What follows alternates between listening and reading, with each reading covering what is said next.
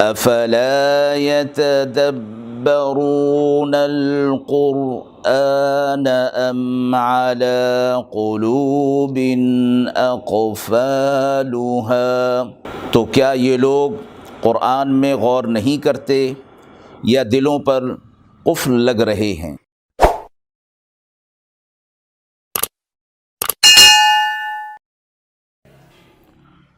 بسم اللہ الرحمن الرحیم۔ السلام علیکم ورحمۃ اللہ۔ ناظرین کرام، قرآن مجید کے پاروں کے خلاصے کے اس پروگرام میں آج آپ کے سامنے پارہ نمبر 8 کا خلاصہ پیش خدمت ہے۔ اس پارے میں کل 17 رکوع ہیں۔ آخری رکوع 18واں جو کہ اس پارے سے شروع ہو کر 9ویں پارے میں پورا ہو رہا ہے۔ سورہ انعام جو کہ پارہ نمبر 7 سے شروع ہوئی تھی، اس پارے کے اندر وہ مکمل ہو رہی ہے۔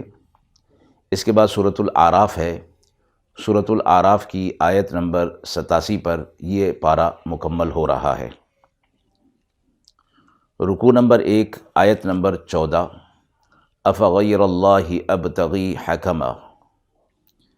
آپ صلی اللہ علیہ وسلم کو منکرین نبی نہیں مانتے تھے اور مختلف انداز سے جھٹلاتے تھے، تو آپ صلی اللہ علیہ وسلم سے فرمایا گیا کہ آپ کہہ دیجئے کہ میری صداقت کی دلیل یہ قرآن مجید ہے، اور مجھے جو معجزہ دیا گیا وہ یہ قرآن مجید ہے۔ اور اس قرآن مجید کے حوالے سے تمام اقوام کو یہ چیلنج کیا گیا کہ اگر وہ سمجھتے ہیں کہ یہ اللہ کا کلام نہیں اور یہ محمد صلی اللہ علیہ وسلم کا کلام ہے، تو اس جیسا کلام، اس جیسی کوئی ایک صورت، کوئی ایک آیت بنا کر دکھا دیں۔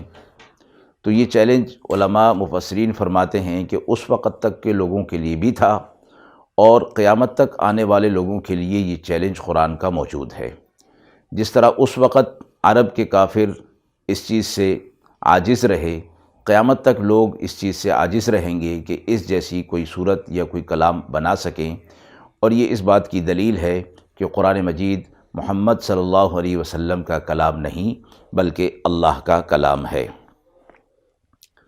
آیت نمبر 18، فَكُلُوا مِمَّا ذُكِرَ اسْمُ اللَّهِ عَلَيْهِ، حکم دیا جا رہا ہے، یعنی ایک اصول ضابطے کے تحت کہ جس پر اللہ کا نام لیا گیا ہے وہ تم کھا سکتے ہو، وہ حلال ہے۔ اگلی آیت کے اندر یہ فرما دیا گیا کہ وَلَا تَأْكُلُوا مِمَّا لَمْ يُذْكَرِ اسْمُ اللَّهِ عَلَيْهِ، اور اس کو مت کھاؤ جس پر غیر اللہ کا نام لیا گیا ہو۔ اللہ کا نام جس پر نہیں لیا گیا وہ تمہارے لیے حلال نہیں ہے۔ دونوں آیتوں میں ایک اصول اور ضابطہ بتا دیا گیا۔ ایک بات تو یہ کہ مشرک کا ذبیحہ وہ تو ہے ہی حرام، البتہ مسلمان جو کہ ذبح کرتے وقت بھولے سے تکبیر بسم اللہ کہنا نہ کہہ سکے تو اس کا ذبح کیا ہوا حلال ہے۔ ہاں، اگر جان بوجھ کر ذبح کے وقت تکبیر کو چھوڑ دیتا ہے تو وہ ذبح کیا ہوا حلال نہیں ہوگا۔ یہ قول امام ابو حنیفہ رحمہ اللہ کا ہے۔ رکوع نمبر 2 آیت نمبر 122، اومن کان میتا فاحییناہ۔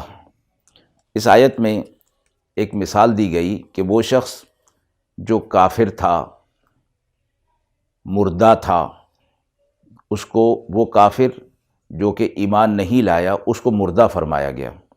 وہ مردہ تھا یعنی کافر تھا، پھر اللہ نے جب اس کو ایمان دے دیا تو وہ زندہ ہو گیا، اور اللہ کی طرف سے اس کو ایمان کا نور عطا فرما دیا گیا جو کہ اندھیرے میں اس کے لیے رہنمائی کا کام دے رہا ہے۔ اللہ کی طرف سے ایمان کا نور دیا گیا جو اس کے لیے رہنمائی کا کام دے رہا ہے۔ بھلا وہ شخص جس کو یہ ایمان کا نور مل گیا اس کے برابر کیسے ہو سکتا ہے کہ جو قسم قسم کے اندھیروں کے اندر مبتلا ہے، وہ خود بھی راہ نہیں پا سکتا تو اوروں کو ہدایت اور رہنمائی کیسے کر سکتا ہے۔ آیت 125، فَمَن يُرِدِ اللَّهُ أَن يَهْدِيَهُ يَشْرَحْ صَدْرَهُ لِلْإِسْلَامِ، اللہ جس کو ہدایت دینا چاہتا ہے اس کا سینہ اسلام کے لیے کھول دیتا ہے۔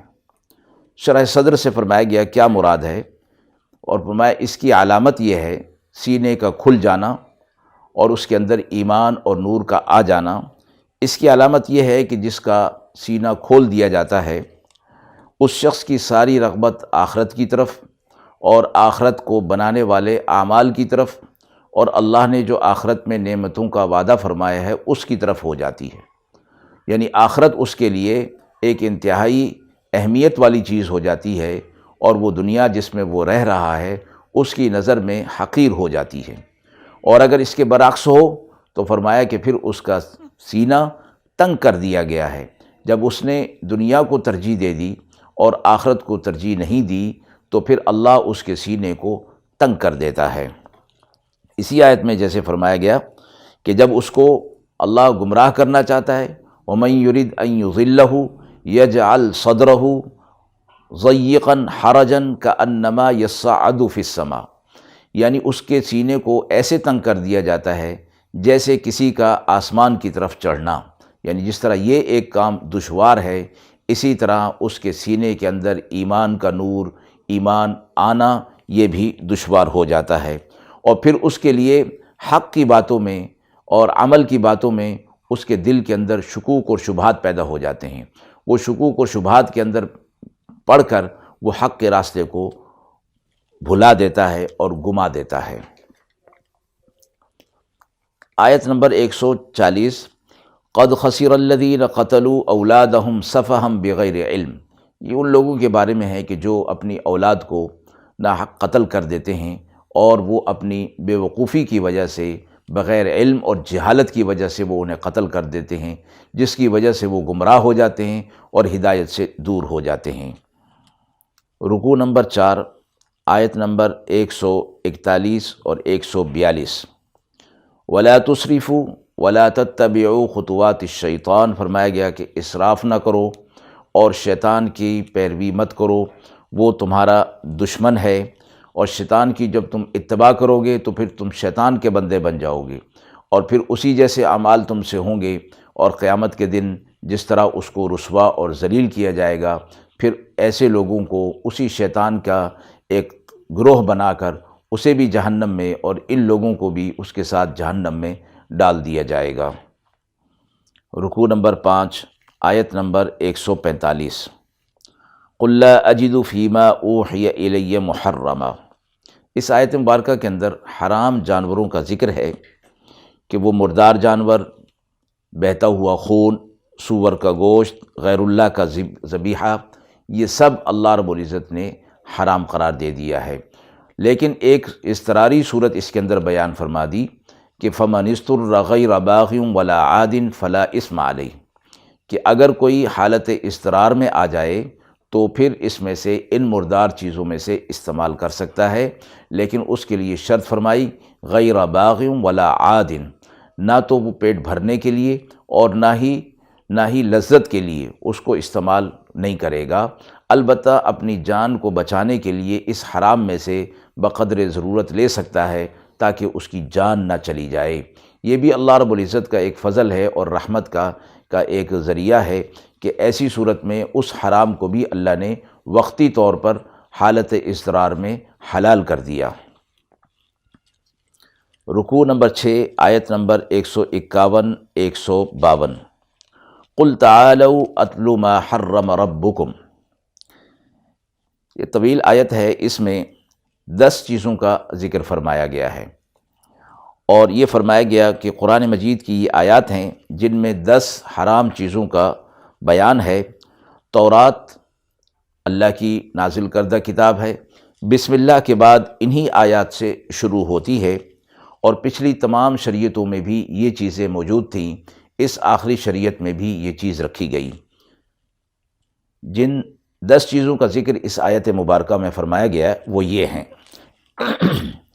نمبر 1، شرک کی ممانعات، اللہ کے ساتھ کسی کو شریک ٹھہرانا، اللہ کی ذات میں صفات میں شریک ٹھہرانا یا جزوی طور پر وہ صفات کسی اور کے اندر ماننا، اس کو شرک کہا گیا، اور فرمایا قرآن مجید کی زبان میں کہ ان اللہ لا یغفر ان یشرک بہ ویغفر ما دون ذلک لمن یشاء، اللہ شرک کے گناہ کو معاف نہیں فرمائے گا، اس کے علاوہ جس گناہ کو چاہے گا معاف فرما دے گا اپنے فضل سے۔ یعنی شرک کے گناہ معافی کا مطلب یہ کہ دنیا کے اندر اگر شرک میں مبتلا ہے تو اس سے توبہ کر کے شرک کو چھوڑ دے، اور شرک کے ساتھ جب اس دنیا سے چلا گیا، بغیر توبہ کے چلا گیا، تو وہ پھر آخرت میں یہ شرک کا گناہ معاف ہونے والا نہیں ہے۔ نمبر 2، والدین کے ساتھ احسان فرمانا، حسن سلوک کرنا۔ اللہ رب العزت نے اپنا حق یعنی توحید کا حق اور اس پر آ جانے کے بعد سب سے پہلا مخلوق میں جو حق رکھا وہ والدین کا رکھا ہے۔ قرآن مجید میں اکثر مقامات پر اللہ کے ذکر کے ساتھ اللہ کے ساتھ شریک نہ ٹھہراؤ، اور پھر اس کے بعد والدین کا ذکر ہے، اور ایک مشہور آیت سورہ بنی اسرائیل کی ہے، وَقَضَىٰ رَبُّكَ أَلَّا تَعْبُدُوا إِلَّا إِيَّاهُ وَبِالْوَالِدَيْنِ إِحْسَانًا۔ والدین کا انتہائی عظمت اور ان کا شکر ادا کرنا، اور ان کے ساتھ حسن سلوک کے ساتھ پیش آنا، اور جنت ماں کے قدموں کے نیچے، اور اللہ کی رضا تمہارے باپ کی رضا میں ہے، اللہ کی ناراضگی تمہارے والد کی ناراضگی میں ہے۔ اس جیسی احادیث کثرت کے ساتھ ملتی ہیں جس میں والدین کے ساتھ حسن سلوک کرنے کی فضیلت بیان ہوتی ہے۔ نمبر 3، اپنی اولاد کو قتل نہ کرو، یعنی افلاس کے ڈر سے ان کو قتل کر دینا کہ ان کو کون کھلائے گا، ان کو کون پلائے گا۔ تو اللہ نے فرما دیا کہ ہم تمہیں بھی رزق دیتے ہیں، انہیں بھی رزق دیتے ہیں۔ نمبر 3 میں یہ فرمایا کہ اللہ کی طرف سے رزق دیا جاتا ہے۔ نمبر 5، ظاہری اور پوشیدہ بے حیائی کے پاس بھی نہ جاؤ، یعنی وہ بے حیائی اور برائی کا کام، گناہ کا کام جو چھپ کر کیا جاتا ہے اس سے بھی اپنے آپ کو روک لو، اور جو ظاہر میں کیا جاتا ہے اس سے بھی روک لیا جائے۔ حدیث مبارکہ میں آتا ہے کہ اللہ رب العزت تمام گناہوں کو معاف فرما سکتے ہیں سوا شرک کے اور سوا ان گناہوں کے جو علانیہ کیے جائیں، اس لیے کہ علانیہ گناہ کرنا گویا جرت کرنا ہے، اللہ کی نافرمانی پر جرت کرنا ہے کہ وہ اس بات کے اندر کوئی عار محسوس نہیں کرتا کہ یہ گناہ ہے، نافرمانی کا کام ہے، اس کے باوجود جرت اس کے اندر اتنی ہے کہ وہ علانیہ اس کو کر رہا ہے۔ تو اس لیے فرمایا کہ وہ برائی جو علانیہ ہو یا چھپی ہوئی ہو اس کو نہ کرو، اس کو چھوڑ دو۔ نمبر 6، کسی جان کو ناحق قتل نہ کرو۔ حق سے مراد یہ ہے کہ جب اس کو قصاص کے طور پر قتل کیا جائے تو یہ حق ہوگا، ورنہ اس کے علاوہ کوئی اور صورت نہیں اس کو حق پر قتل کرنے کی۔ نمبر 7، یتیم کے مال کے قریب بھی نہ جاؤ۔ قریب بھی نہ جانے کا جو ترتیب اور یہ جو بتایا گیا اسلوب اختیار کیا گیا، مطلب یہ کہ اس کو کھانا تو بہت دور کی بات، اس کو استعمال کر لینا، اس کو دبا لینا تو دور کی بات ہے، اس کے قریب بھی نہ جاؤ۔ نمبر 8، ناپ تول پورا کرو۔ نمبر 9، بات کرو تو حق بات کرو، عدل کی بات کرو، انصاف کی بات کرو۔ نمبر 10، اللہ کا عہد پورا کرو، اللہ کے ساتھ جو عالم الست میں اور ایمان لانا، کلمہ پڑھنے کے بعد جو ایک اللہ کے ساتھ عہد کیا گیا ہے اس کو تم پورا کرو۔ اس میں پوری شریعت آ جاتی ہے کہ اللہ کے حقوق بھی اس کے اندر ہیں اور بندوں کے حقوق بھی اس کے اندر رکھ دیے گئے ہیں۔ آیت 153، وَأَنَّ هَذَا صِرَاطِي مُسْتَقِيمًا فَاتَّبِعُوهُ، اور یہ میرا سیدھا راستہ ہے، اسی کی پیروی کرو اور دوسرے راستوں کی پیروی نہ کرو۔ اگر تم دوسرے راستوں کی پیروی کرو گے تو پھر تم صراط مستقیم سے بھٹک جاؤ گے۔ رکوع نمبر 7، آیت نمبر 159، ان الذین فرقوا دینہم وکانوا شیعا لست منہم فی شیء۔ اصول دین، اتباع دین کو چھوڑ کر اپنی خواہشات پر عمل کرنا، وہ لوگ کہ جنہوں نے دین کو چھوڑ دیا اور ایک الگ گروہ بن گئے اور اپنی خواہشات کی پیروی کرنے لگے اور پھر اسی کو دین سمجھنے لگے۔ حدیث مبارکہ میں آتا ہے کہ جو شخص کسی ایسے کام کو کرے کہ جس کا دین کے اندر کوئی ثبوت موجود نہ ہو، پھر اس کو وہ دین سمجھ کر کرے، یعنی اس کے کرنے پر اللہ کی طرف سے اجر اور ثواب مرتب ہونا سمجھتا ہو، تو اس کو بدعت کہا جاتا ہے۔ یعنی دین میں کوئی نئی چیز داخل کرنا، اس کو بدعت کہا گیا، اور آپ صلی اللہ علیہ وسلم نے فرمایا کل بدعت ضلالہ وکل ضلالۃ فی النار۔ ہر نئی چیز جو دین کے اندر موجود نہ ہو اور اس کو دین سمجھ کر کرنا یا داخل کرنا، یہ گمراہی ہے اور ہر گمراہی آگ میں لے جانے والی ہے۔ آیت نمبر 160، من جاء بالحسنۃ فلہ عشر امثالھا۔ فرمایا کہ جو کوئی بھی نیکی لے کر آئے گا اللہ اس کا اجر 10 گنا عطا فرمائے گا۔ یہ کم سے کم درجہ ہے نیکی کا، اور قرآن مجید کی دیگر آیات میں یہ فرمایا گیا کہ اللہ 700 بلکہ اس سے بھی زیادہ جس قدر چاہے گا اپنے فضل سے بڑھا دے گا۔ اللہ کے خزانوں میں کوئی کمی نہیں۔ اللہ نیکیوں کی قدر کرنے والا ہے، اور جب نیکی کی جاتی ہے تو اس کا اجر بڑھا چڑھا کر دیا جاتا ہے، اور جب برائی کی جاتی ہے تو اس لحاظ سے پھر اس کا اجر بھی اور اس کی سزا بھی بڑھی ہوئی ہونی چاہیے۔ یہ عدل ہے۔ لیکن فرمایا اللہ کی رحمت چونکہ اس کے غصے اور اس کے غضب پر غالب ہے، اس وجہ سے اللہ اپنی رحمت کو تو بڑھا دیتا ہے لیکن اپنے غصے اور غضب کو بڑھاتا نہیں ہے۔ تو جو کوئی بھی نافرمانی کرتا ہے، برائی کرتا ہے، اس کے ساتھ معاملہ اتنا ہی کیا جاتا ہے جتنا کہ اس نے برائی کی تھی۔ اور اسی آیت کے اگلے حصے میں فرمایا گیا وَمَنْ جَاءَ بِالسَّيِّئَةِ فَلَا يُجْزَى إِلَّا مِثْلَهَا، اور جو کوئی برائی لے کر آئے گا اس کو اتنی ہی جزا دی جائے گی جتنا کہ اس نے کی، اور اس کے اوپر کوئی ظلم نہیں کیا جائے گا۔ آیت نمبر 162 163 قُلْ إِنَّ صَلَاتِي وَنُسُكِي وَمَحْيَايَ وَمَمَاتِي لِلَّهِ رَبِّ الْعَالَمِينَ۔ آپ صلی اللہ علیہ وسلم سے فرمایا گیا کہ آپ کہہ دیجئے میری نماز، میری قربانی، میری زندگی، میری موت سب اللہ کے لیے، یعنی میں اللہ کا بندہ ہوں، میرا ہر عمل اللہ کی رضا کے لیے اور اللہ کے حکم کے مطابق ہے۔ میں اللہ کا بندہ ہوں، مجھے اسی کا حکم دیا گیا، اور میں پہلا مسلمان ہوں اللہ کے احکامات کو قبول کرنے والا، تسلیم کرنے والا۔ سورہ اعراف اس کے بعد شروع ہوتی ہے اور یہ مکی صورت ہے۔ اس صورت میں زیادہ تر مضامین آخرت اور رسالت سے متعلق ہیں، اور انبیاء علیہ الصلوۃ والسلام اور ان کی امتوں کے احوال مذکور ہیں، یعنی حضرات انبیاء علیہ الصلوۃ والسلام ان امتوں کی طرف اللہ کا پیغام لے کر آئے، اور یہ امتیں کن کن برائیوں کے اندر مبتلا تھیں، اور ان برائیوں سے وہ انبیاء علیہ الصلوۃ والسلام انہیں دور کرنے کی کوشش کرتے رہے اور حق ان تک پہنچاتے رہے۔ پھر ان کا آپس میں مکالمہ جو ہوتا تھا اس کا بھی تذکرہ فرمایا گیا۔ سورت کا آخری حصہ ایسا ہے جس میں جزوی فروعی احکام مذکور ہیں، باقی انبیاء علیہ الصلوۃ والسلام اور ان کی امتوں کا تذکرہ موجود ہے۔ رکوع نمبر 8 آیت نمبر 3 اتبعوا ما انزل الیکم من ربکم، آپ اس چیز کی اتباع کیجئے جو آپ کے رب نے آپ کی طرف نازل کیا۔ مراد قرآن مجید اور اس کے احکامات ہیں۔ یہ اللہ کا واضح کلام ہے، اللہ نے واضح احکامات اس کے اندر نازل فرما دیے ہیں، اور اس کے مطابق آپ صلی اللہ علیہ وسلم کو حکم دیا جا رہا ہے، اور آپ صلی اللہ علیہ وسلم کے ذریعے سے پوری امت کو یہ حکم ہے کہ اس کے احکامات پر کی اتباع کی جائے۔ رکوع نمبر 9 میں حضرت آدم علیہ السلام اور شیطان کا واقعہ بیان ہوا تفصیل کے ساتھ۔ قرآن مجید میں سورہ بقرہ میں بھی اور دیگر 4 مقامات پر الفاظ کے تھوڑے سے اختلاف کے ساتھ حضرت آدم علیہ الصلوۃ والسلام اور شیطان کا واقعہ مذکور ہوا ہے۔ رکوع نمبر 10 آیت نمبر 26 یا بنی آدم قد انزلنا علیکم لباسا یواری سوآتکم وریشا ولباس التقوی ذلک خیر، اے بنی آدم ہم نے تمہارے لیے لباس نازل کیا جو تمہارے لیے ستر پوشی کا باعث ہے، تمہارے لیے زینت کا باعث ہے، اور لباس تقوی یہ تو سب سے بہتر ہے۔ آیت میں اہل ایمان کو خطاب نہیں بلکہ یا بنی آدم کا لفظ لا کر تمام انسانیت کو خطاب فرمایا گیا۔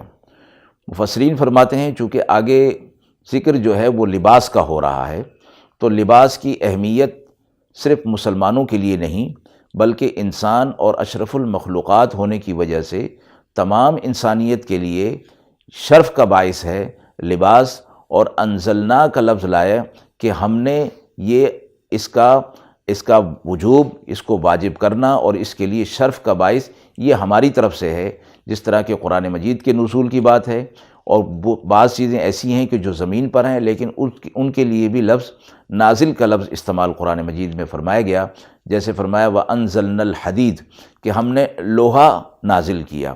تو اس سے مراد یہ نہیں کہ لوہا جو ہے وہ آسمان سے نازل ہوا، مفسرین فرماتے ہیں اس سے مراد یہ ہے کہ لوہے کے استعمال کا جو حکم ہے وہ ہم نے دیا، اور اللہ کا حکم جو ہے وہ نازل ہونے کے اعتبار سے ہوتا ہے۔ تو پوری اولاد آدم کو، پوری انسانیت کو یہ فرمایا گیا کہ لباس تمہارے لیے شرف کا باعث ہے اور زینت کا باعث ہے، اور تمہیں دیگر مخلوقات سے الگ اور ممتاز کرتا ہے۔ اللہ کی ایک عظیم نعمت ہے، یعنی ستر پوشی اور لباس انسان کی فطری ضرورت میں سے ہے کہ وہ اس کو پسند کرتا ہے، اور جو لباس کو ضروری خیال نہیں کرتا تو فرمایا کہ وہ فطرت پر ہی نہیں، اس کی فطرت مسخ ہو چکی، اس کا قلب مسخ ہو گیا، وہ قلب سلیم والا انسان ہے ہی نہیں، بلکہ وہ انسانیت کے درجے سے بھی گرا ہوا ہے۔ جب اللہ نے لباس کو انسان کے لیے ایک شرف کا باعث بنایا، فطرت میں اس کو داخل فرمایا ہے۔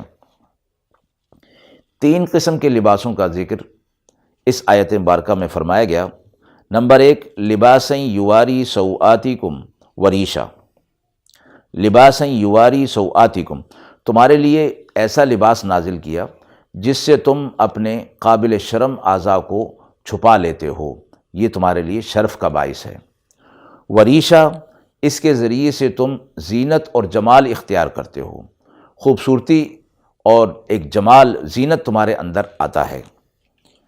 اور آخر میں تیسرا نمبر فرمایا وَلِبَاسُ التَّقْوَىٰ، تقویٰ کا لباس، یعنی سر سے لے کر پیر تک اپنے آپ کو تقویٰ، جس طرح لباس جو ہے وہ ڈھانپا ہوا ہوتا ہے جسم کو، اسی طرح تمہارے جسم کو سر سے لے کر پیر تک تقویٰ جو ہے وہ ڈھانپا ہوا ہو، اور تقویٰ کا لباس تمہارے اوپر موجود ہو۔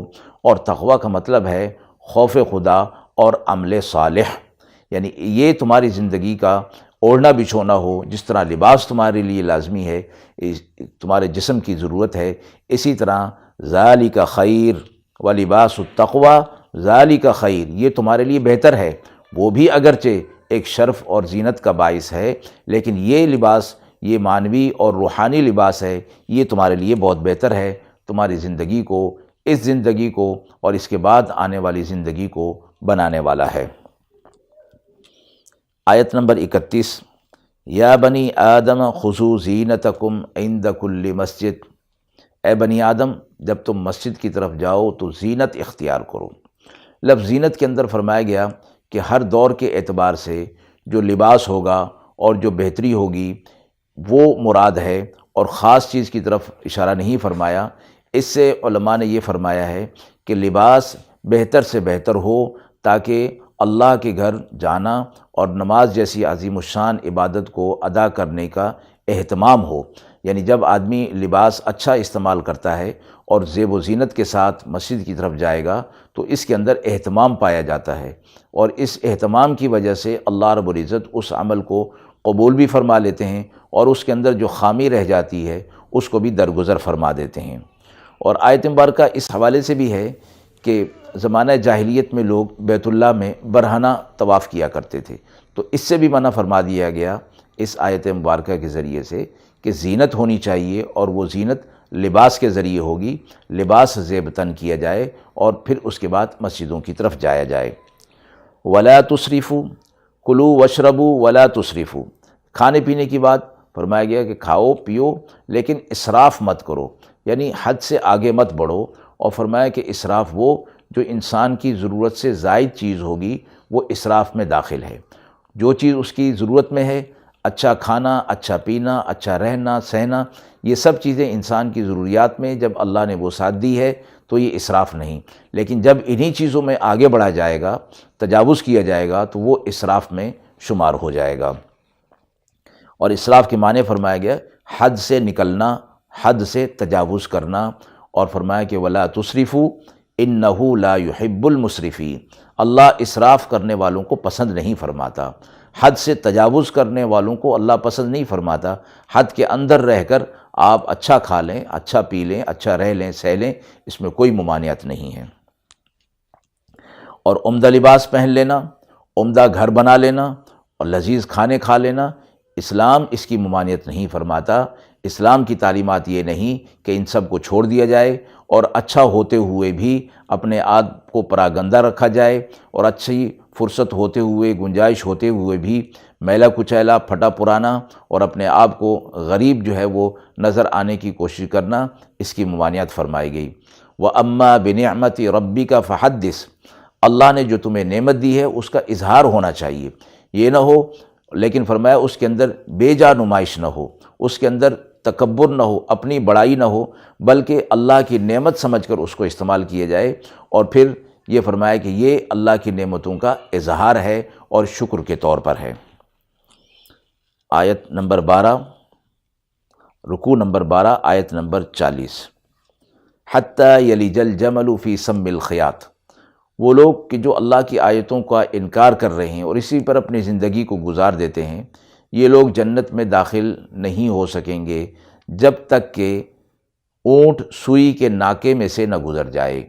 اب یہ ایک محاورے کے طور پر یہاں یہ بات فرمائی گئی، یعنی سوئی کا ناکا بہت چھوٹی جگہ ہے اور اونٹ جیسا بڑا جانور اس میں سے گزرنا محال ہی نہیں، ناممکنات میں سے ہے۔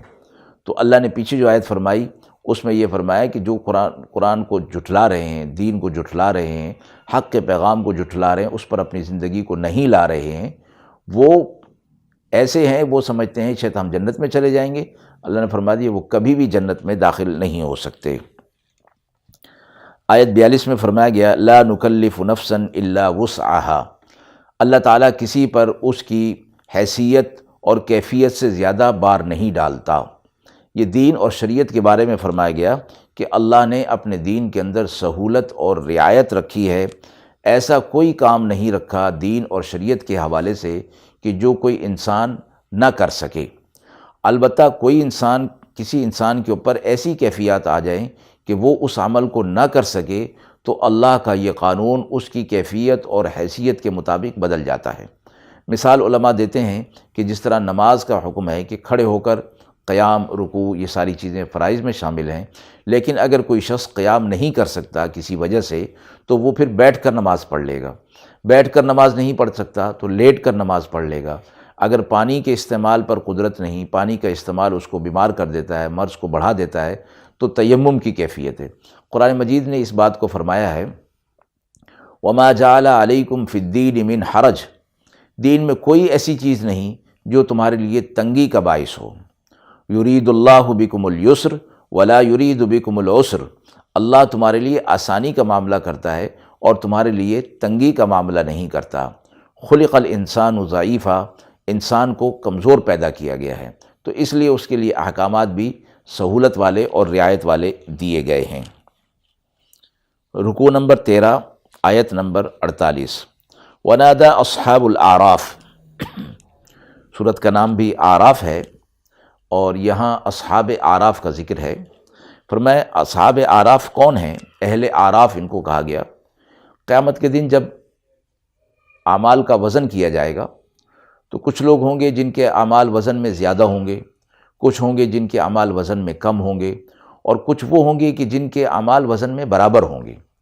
تو یہ وہ اہل آراف ان کو کہا گیا کہ جن کے اعمال وزن میں برابر ہوں گے تو ان کا فیصلہ اللہ رب العزت موقوف رکھیں گے۔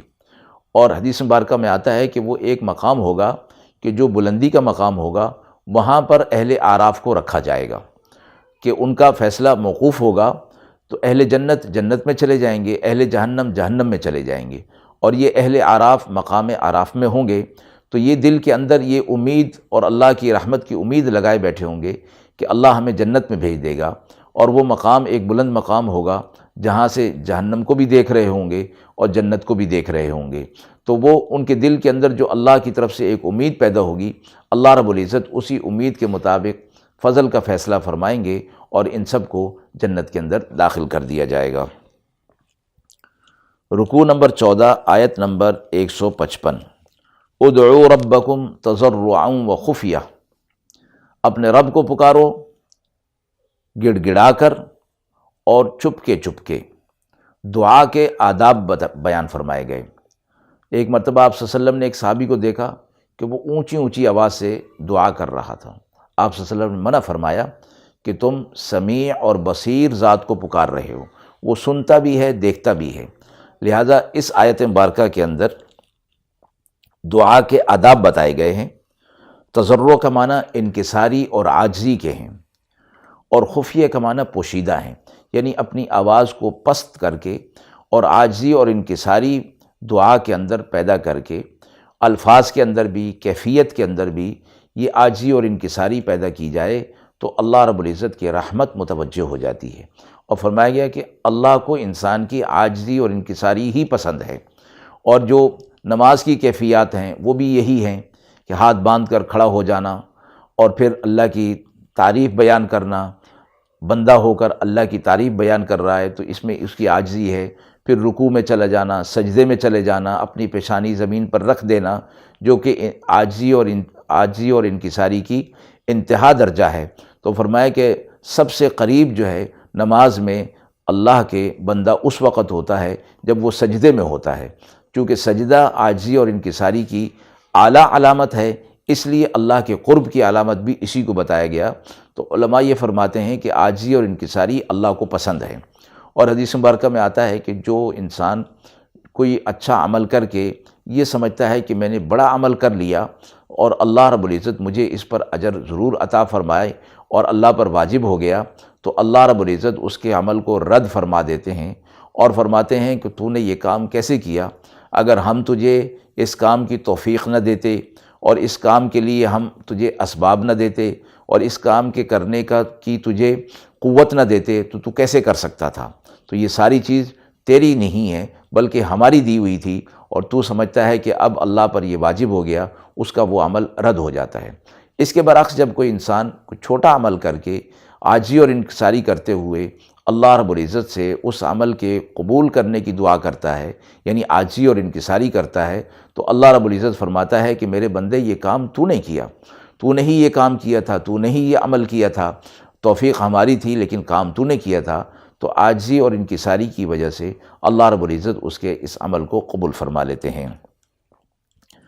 رکوع نمبر 15 آیت نمبر 59، لقد ارسلنا نوحا۔ اس رکوع سے لے کر پارہ کے آخر تک چند انبیاء علیہ الصلوۃ والسلام اور ان کی امتوں کے احوال کا ذکر ہے۔ یہ انبیاء علیہ الصلوۃ والسلام اللہ کی توحید، اللہ کی عظمت اور رسالت، آخرت کی طرف دعوت دیتے رہے، اور جن برائیوں کے اندر وہ امتیں اور وہ قومیں مبتلا تھیں ان سے بچانے کی کوشش میں انہوں نے زندگی گزاری، اور اللہ کے عذابات ان کے اوپر جو آئے وہ ان آیات کے اندر مذکور ہیں۔ رکوع نمبر 16 میں حضرت ہود علیہ الصلوۃ والسلام کی قوم کا تذکرہ ہے۔ رکوع نمبر 17 میں حضرت صالح علیہ الصلوۃ والسلام اور ان کی قوم کا تذکرہ موجود ہے۔ رکوع نمبر 18 جو کہ پارہ نمبر 9 میں بھی جاری ہے، اس میں حضرت شعیب علیہ الصلوۃ والسلام اور ان کی قوم اور وہ جس برائی کے اندر مبتلا تھی اس کا ذکر ہے۔ ان تمام قوموں کی عادات اور حق کے انکار کے تذکرے قرآن مجید کے دیگر مقامات پر بھی موجود ہیں، اور ان اقوام کے حالات اور واقعات کا ذکر دراصل نصیحت، عبرت اور سبق کے لیے ہے۔ اسی حوالے سے قرآن مجید کے یہ واقعات اور دیگر واقعات ہیں، اور واقعات کے اندر جو چیزیں سبق اور نصیحت کے حوالے سے نہیں ہوتیں، واقعے کے اس حصے کو حذف کر دیا جاتا ہے، اور جو حصہ سبق آموز ہوتا ہے اسی کو ذکر کیا جاتا ہے۔ آیت نمبر 87 پر پارہ نمبر 8 مکمل ہوتا ہے۔ وآخر دعوانا ان الحمد للہ رب العالمین۔